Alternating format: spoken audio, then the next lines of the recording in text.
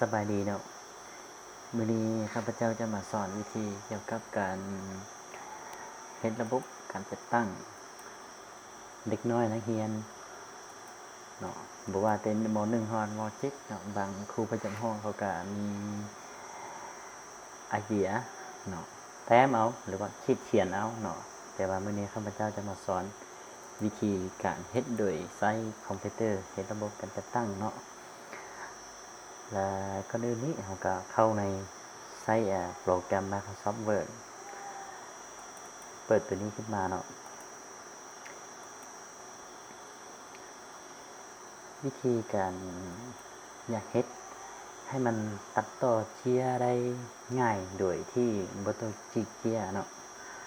เฮาล่ะต้องไปใส่ใน Insert ตัวนี้เนาะ Insert ตัวนี้แล้วก็เข้าไปในฉากนี้เนาะแล้วก็เอาตัวใดเลือกเอาเนาะเอาสิเอาตัวที่เรียบบ่ตัวมนๆบ่ก็แล้วแต่เนาะคือข้าพเจ้าเลือกตัวนี้ข้าพเจ้าเลือกเนาะแล้วก็ไปแปลงใส่ตัวนี้มาติ๊กใส่ตัวนี้เนี่ยใส่ตัวบล็อกนี้เราต้องได้เปลี่ยนให้มันเป็นซึ่งอยู่ในเว็บแท็กนี่เราต้องใส่ด้านหลังเนาะ behind text นี่เนาะแล้วเราเพิ่มหนังสือเนาะ add text นี่เราก็เปลี่ยนเป็นภาษาลาวเราอยากพิมพ์เป็นภาษาลาวเราต้องพิมพ์เป็นภาษาลาวเนาะยกตัวอย่างว่าระบบการติดตั้ง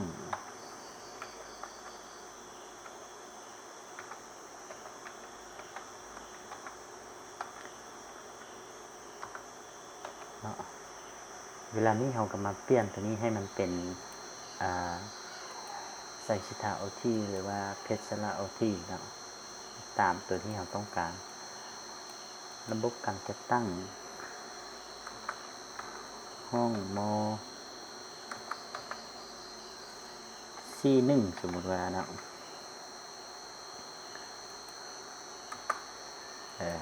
เวลานี้เราอยากตกแต่งให้มันง่ายงามเราก็มาใส่ตัวนี้เด้อใส่format เนาะคือยกตัวอย่างนี้เราต้องติ๊กให้ตัวนี้ออกเป็นแบบนี้ก่อนหลังจากนั้นเราก็ไปใส่ตัวนี้เนาะก็ใส่formatนี้แล้วก็มาใส่ตัวหนังสือนี้เนาะแล้วมาแถวสุดท้ายที่สุดนี้เนาะแถวที่สุดนี้เขาจะเฮ็ดแบบวิธีให้เราเลือกเขาจะเอาวิธีใดที่งามแล้วก็เขามาวิธีใดคือข้าพเจ้ามาวิธีนี้เนาะข้าพเจ้าก็ใส่ตัวนี้ไปวันนี้เราก็เขียนระบบการจะตั้งห้องม.C1 เนาะเราอยากเขียนใส่ว่าซกเฮียนเขียนตื่นใส่ก็ได้เนาะซกเฮียน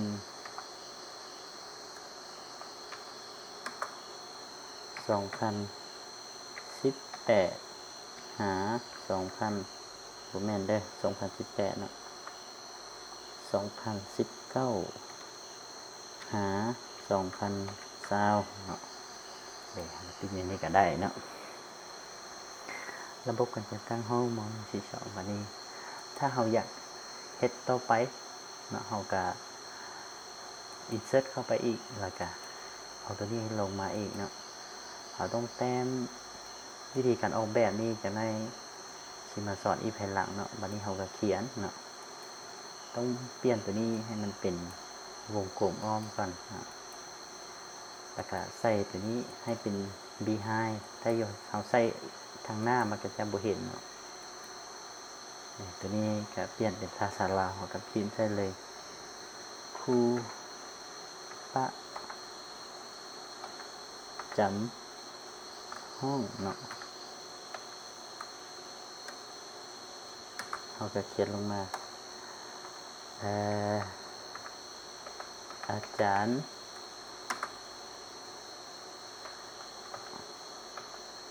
ช่องว่างเนาะ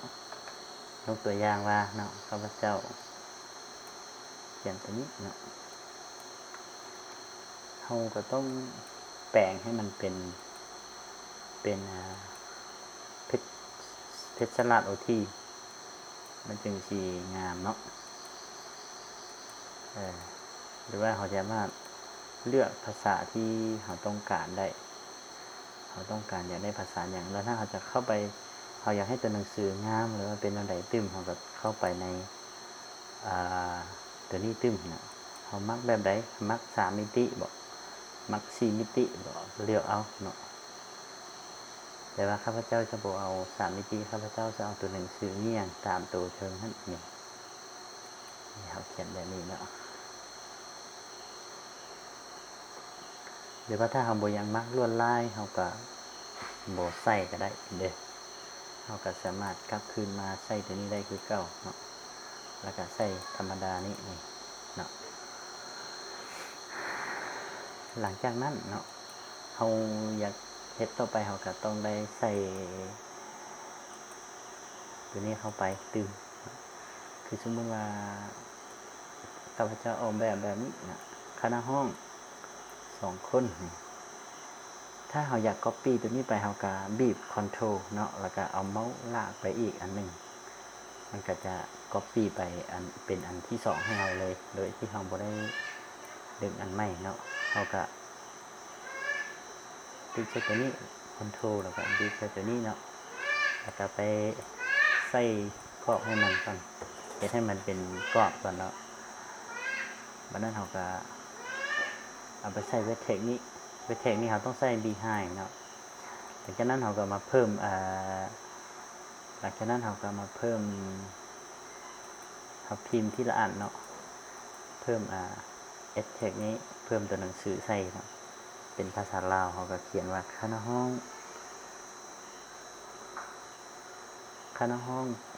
ผู้ที่1เนาะ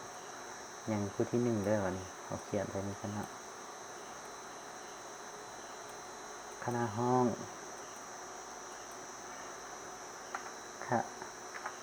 คณะห้องนางศรีพันธ์ไม่ตัวอย่างว่าคณะห้องเนาะแล้วก็เขียนตัวนี้ใส่นะแล้วก็แต่งตัวนี้ให้มันเป็นพิศราชโอทีเนาะมาแล้วรูปแบบการตกแต่งนั้นเวลาตำหลังเขาจึงมาเปลี่ยนเอาถ้าเราบ่อยากได้กรอบแบบนี้เราก็สามารถนูกรอบก็ได้นะนี่แบบนี้เราบ่อยากให้มันมีกรอบเราก็สามารถเปลี่ยนบ่ให้มันมีกรอบนี่ก็ได้กรอบตัวนี้ก็คือกันถ้าเราบ่อยากได้เราก็บ่เอาก็ได้เนาะแต่เวลานี้เราอยากได้มาใส่คณะห้องผู้ที่1แล้วก็ผู้ที่2ถ้าเราอยาก copy อันนี้ของกรอบตัวนี้บ่ต้องแต้มือก็ได้เราต้องบีบอยู่ในคีย์บอร์ดตัวปุ่มCtrl นี้แล้วก็เอาเมาส์ลากไปเลยเนาะมันจะ copy ให้เราโดยอัตโนมัติเลยเนาะแล้วก็เพิ่ม text เนาะพิมพ์ใส่เลยคณะห้องแบบนี้คณะห้องผู้ที่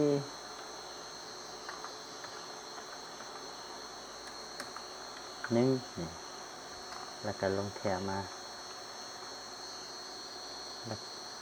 เท้าคำพูเนาะเท้าคำพูเปลี่ยนให้เป็นภาษาลาวเนาะเปลี่ยนให้เป็นไซชิทาโอทีเนาะหรือว่าเพชรราชโอทีตามที่เขามักเนาะวันนี้เขาก็เพิ่มเอฟเฟกต์ด้วยกันเนาะเขาก็เขียนแบบนี้คณะห้องผู้ที่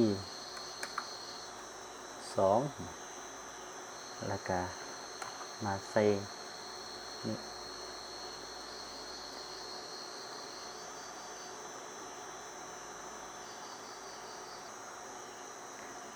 แล้วก็เท้าเปิ้นเนาะ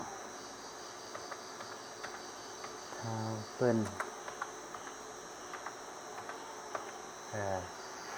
นี่เอากระแปลงให้มันเป็นไซเชทาคือเก่าเชทาหรือไอโซทีไอ เพชรลาด IT เนาะบัดนี้ในเมื่อเราได้แล้วเราก็ต้องแปลงให้มันสมบูรณ์เนาะหรือว่าให้มันเซิงๆนี่ก็ได้ในวิธีออกแบบนี้ออกแบบให้มันงามนี่อย่างน้อยเราจึงมาออกแบบที่หลังเนาะพระเจ้าสิออกแบบที่หลังอันนี้เราพิมพ์ไปก่อนเราพิมพ์ครบหลังจากนั้นเราก็จะมาเฮ็ดเกี่ยวกับหน่วยบัดนี้เนาะหน่วยแต่ละหน่วยฮะโดยเราดึงจากตัวนี้มาก็ได้เฮ็ดคือเก้านี้เนาะเฮ็ดคือเก้านี้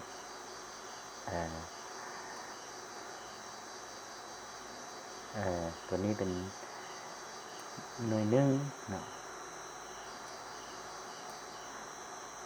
เราดึงไปในนี้ก็ได้เลย copy โดยบีบกดปุ่มคอนโทรลในคีย์บอร์ดแล้วก็เอาเมาส์ลากไปหน่วยสองหน่วยสามหน่วยสี่เนาะในอีกหน่วยหนึ่งเนาะ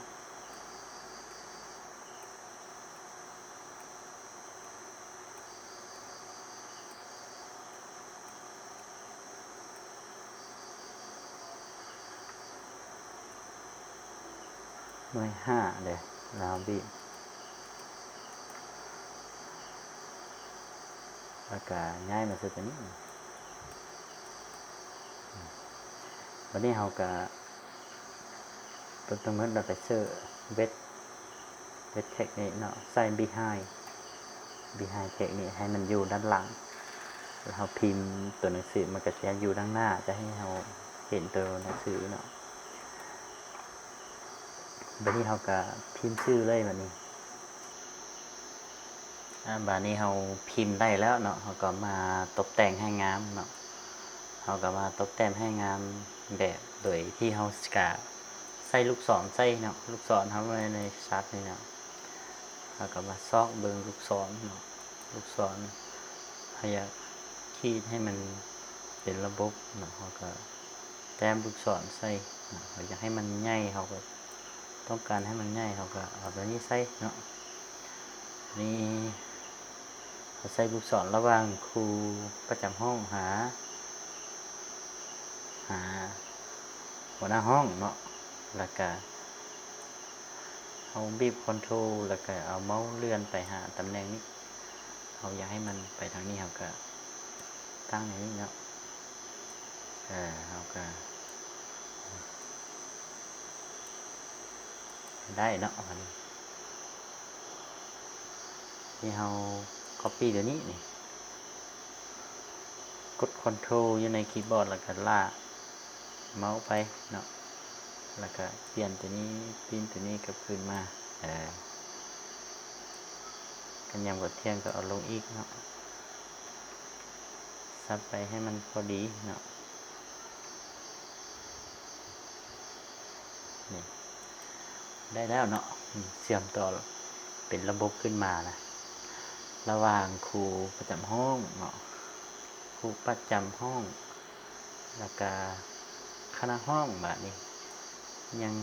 เชื่อมต่อหาผู้ที่หนึ่งนี้ส่วนคณะห้องนี้ชี้นำรวมเนาะและผู้ที่หนึ่งนี้ชี้นำเกี่ยวกับหน่วยงานนี้เนาะหน่วยหนึ่งหอดหน่วยห้าเขาก็คิดลูกศรตัวนี้มาเนาะกดคอนโทรลอยู่ในคีย์บอร์ดเขาก็เลื่อนลงมาเนาะเลื่อนลงมาตัวนี้เขาก็หมายความว่าชี้นำเขาต้องได้คิดลูกศรใส่เนาะคือนี่เขาก็เลือกเอาตัวนี้เนาะ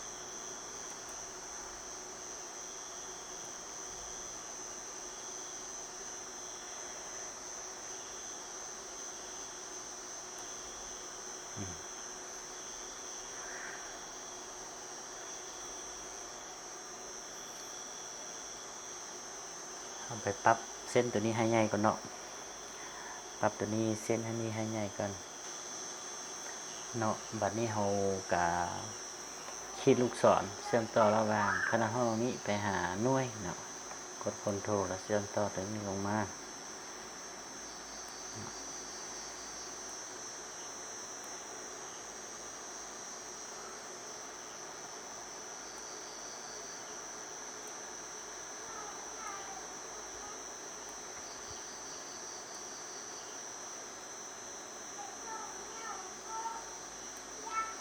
ว่าเรื่องการออกแบบนี่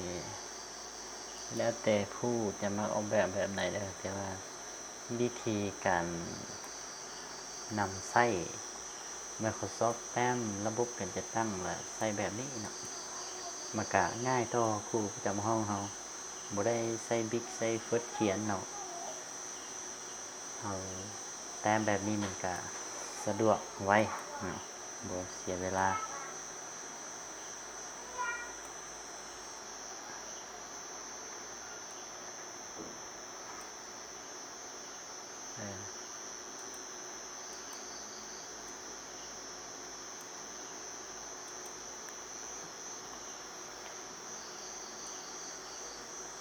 บัดนี้เราก็มาต่อใส่ยัง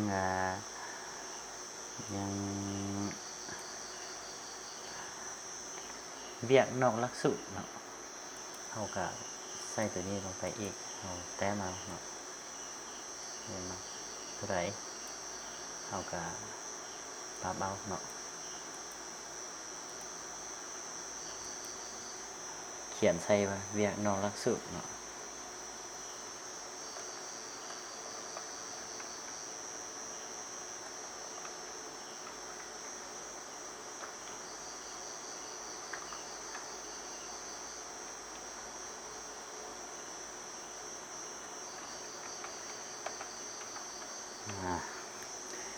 อย่างขั้นตอนนี้เราก็แปลงเนาะแล้วก็เขียนเอาวิธีเราสร้างบล็อกในนี้มันก็สร้างแบบเดียวกันเนาะเราอยากได้บล็อกแบบใดเราอยากได้บล็อกลายแบบใดเราก็เพิ่มเอาเนาะโดยใส่ไป insert เข้า insert แล้วก็เข้าอยู่ในชาร์ตเนาะเรียกนอกหลักสูตรบัดนี้เรียนนอกหลักสูตรนี้ต้องชี้นำมาจากคณะห้องผู้ที่2เนาะแต่ว่าเขาไปพิมพ์ว่ามีผู้ใดก่อนเขาไปพิมพ์ว่าคันเรียกนอกหลักสูตรนี้มีไผแน่เนาะแล้วอันมีกีฬาเนี่ยมีไผศิลปะได้มีหยังเนาะเขาก็ไป insert เนาะ insert แล้วก็ชาร์ตนี้เนาะแล้วก็มาตัวนี้แต้มตัวนี้ก่อนเนาะแล้วก็เข้ามาในbehind text แล้วก็เพิ่มข้อความนะครับพิมพ์ข้อความไปที่ยกตัวอย่างหนึ่งเนาะคือกีฬาเนาะกีฬาในเงินไผเท้าไข่เงินก็เท้าไข่เงินเนาะต้องมี2คนไข่เงินแล้วก็มีนางต้องมีนางผู้หนึ่งนำเนาะไข่เงินแล้วก็มีนาง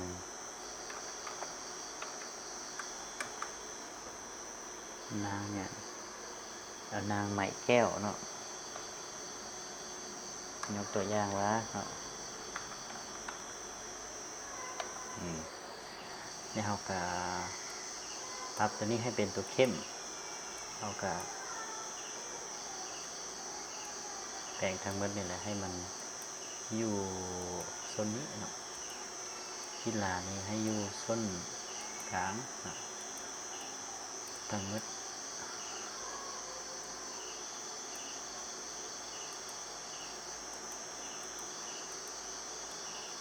แปลงตัวนี้ให้มันเป็นไซส์เท้าที่หรือว่าเพชรสลัดที่เนาะกีฬาเนาะได้อันนึงแล้วกับพิมพ์ต่อแบบนี้ไปละเนาะบัดนี้พิมพ์ฝึกอื่นต่อไปเอาเนาะหลังจากเราพิมพ์ได้อย่างนั้นเอาหลักสูตรหมดแล้วเราก็สร้างในการเชื่อมต่อเนาะคือเราอยากสร้างลูกศรไปหาคือเราต้องกดไปที่ insert แล้วก็เข้าไปซับเนาะแล้วก็เข้าไปในลูกศรแบบนี้เนาะเราก็เลื่อนลงมา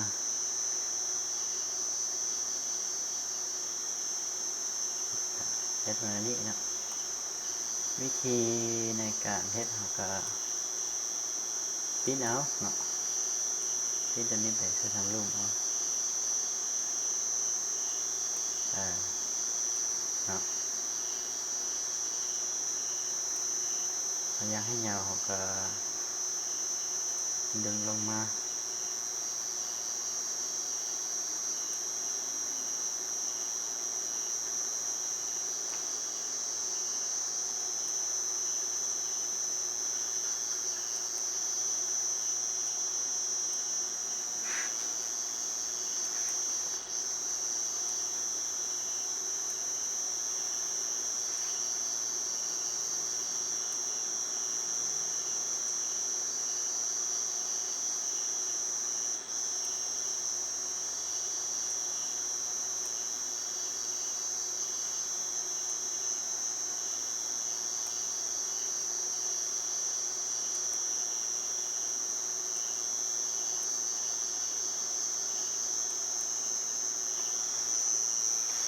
เนาะ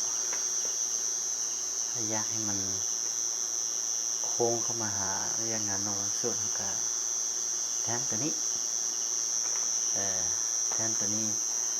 หลังจากนี่เราอยากให้มันมีลูกศรลงมาเราก็แทนตัวนี้ยาวๆก็ได้เนาะเราก็คิดลูกศรเรียงงานนอนสุดหาแต่ละเรียงงานนี้เนาะก็บริยากกว่าวันใดเนาะ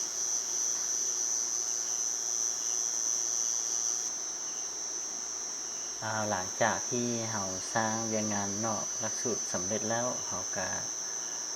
มาติ๊กใส่เฮ็ดให้มันเป็นกลุ่มเนาะเพื่อให้เวลาเรา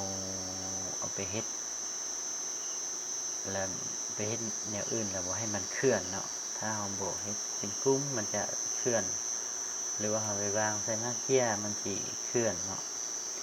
ฉะนั้นแหละเราต้องได้ติ๊กให้มันเป็นกลุ่มก่อน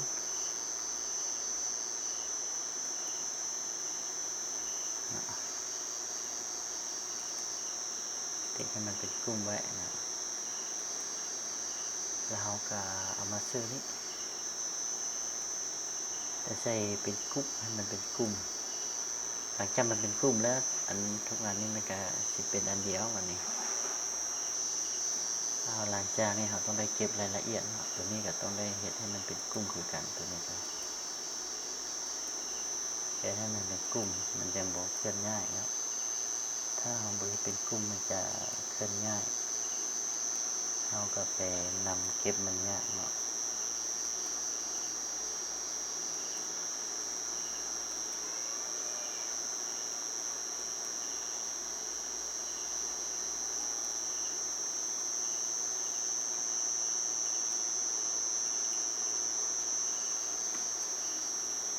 มันบ่ได้ตัวหนึ่งมา